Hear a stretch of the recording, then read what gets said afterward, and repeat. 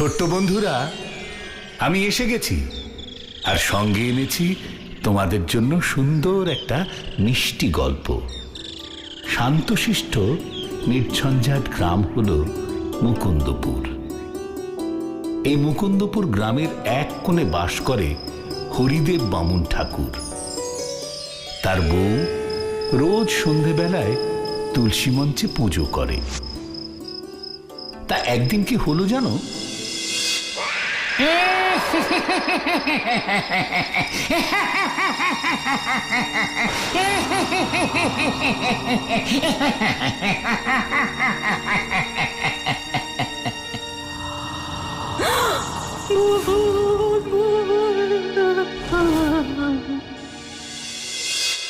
বামুন ঠাকুরের বাড়িতে